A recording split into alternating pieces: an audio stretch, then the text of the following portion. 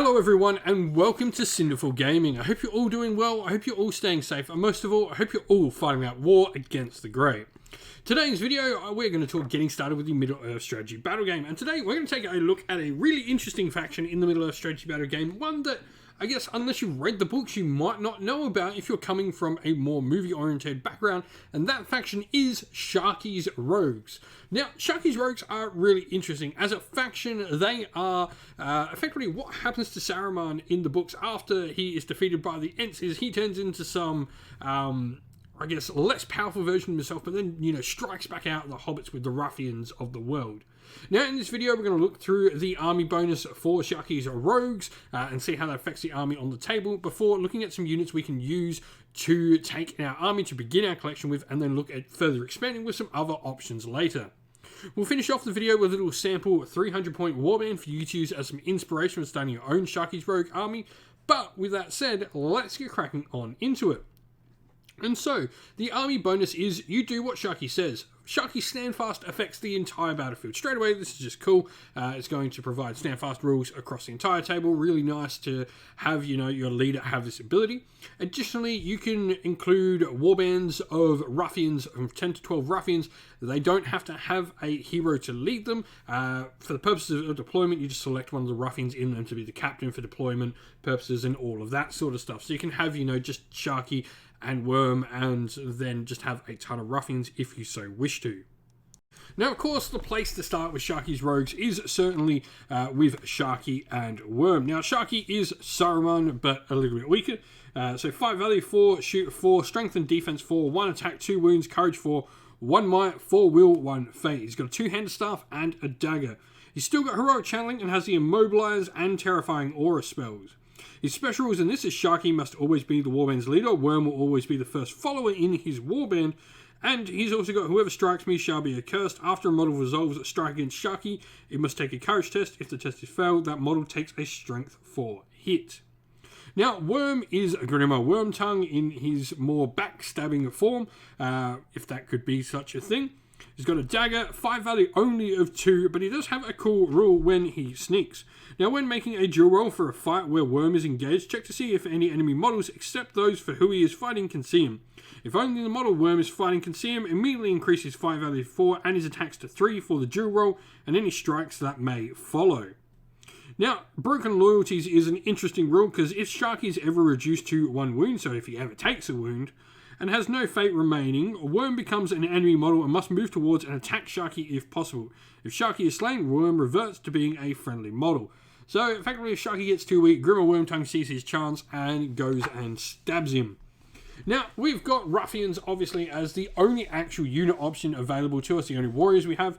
Now, they have knives or club and have the ability to take bows or whips, which are a nice throwing weapon option. I really like the ability to take whips on the models. Now, they have a special rule called Atom Lads, where a ruffian that is engaged in a fight that involves 1 or more hobbit models gains a bonus of +1 to its fight value. Additionally, instead of making strikes, when a ruffian wins a fight against a hobbit model, they can attempt to bind it in chains, nominating a hobbit model from the fight and roll a d6 if the score is higher than the target strength. The model is bound and treat it as if it's been affected by the paralyzed power. So, they're trying to capture all the hobbits and take them back. And so, where can we go next? Well, there's quite a few different characters we can bring into the force. A bunch of the Ruffian leaders. You can grab a pack of the Ruffian leaders, which contains most of these models for the army. Now, Sid Brythorn, the Ruffian chief, he's got a cool couple of rules in addition. So, he's got Brawler, which is a nice passive rule, enabling him to fight a little bit better. And he's got the Put him in Chains rule, same as the other Ruffians. He causes terror to hobbits, and he's got the With Me Lads special rule as well.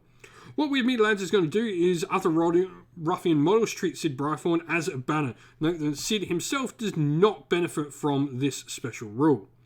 Now, if we're looking for some other fighters we can bring, you have Rowan Thistlewood, the Ruffian Enforcer. Now, he's got the rules of Burn It Down, Let Him Have It, and Put Him in Chains as well. Now, Burn It Down once per game. If Rowan ends his move within 1 inch of a single building or single piece of woodland terrain, he can set it alight. And then he's also got the ability as well with some of his other stuff there. He's got, that club and knife. And the Let Him Have It ability as well. At the start of the fight phase, roll on this one may declare heroic combat without spending might. If he does so, he must move into combat with an enemy Hobbit hero model. Then he cannot use the special rules if he can't do so. So, you know, everyone here is sort of geared up to take out some Hobbits. Bill Fenry is the next one and the last model that comes inside the Ruffian leaders. Now, Bill Fenry is effectively a little spy for Grimmer Wormtongue. He has a hatred Hobbit ability and put him in chains, and he's also Sharky's spy as well, which is another one of his special rules. At the start of the game, Bill Fenry may select a single enemy warband to spy on. In scenarios where you roll for additional forces to arrive, such as those that use reinforcements, or those where you see which part of the board your warband deploys in, you can have a chosen warband suffer a -1 penalty to their roll. Now, lastly, we have Harry Goatleaf. This model can be found in the Personalities of Bree set. Now, he has a dagger and a lantern as well. And he has the Gatekeeper rule. Now, the Gatekeeper rule during the priority phase, after priority has been rolled, Harry Goatleaf may expend a point of will to use this special rule. If he does so, select one enemy infantry model within 6 inch and line of sight of him and roll a d6. On a 3+, the chosen model cannot move that turn, though they still can do anything else they can normally be able to do. Harry may use might to influence this roll. Monster models are unaffected by the special rule. So, all in all, a couple of extra cool special characters you could use for the faction, but most of them all gained towards getting those Hobbits. I think, for me, Sid is certainly the pick of the bunch. And so, here we have our sample army of Sharky's Rouges. So, we have, obviously, Sharky and Worm. Sharky being our leader, and we're going with a full warband of 17 warriors. Obviously, Worm taking up 1 slot in there. Now, we're going to have 4 of them with bows, and the rest of them all taking whips, because the whips are just, why would you not take them?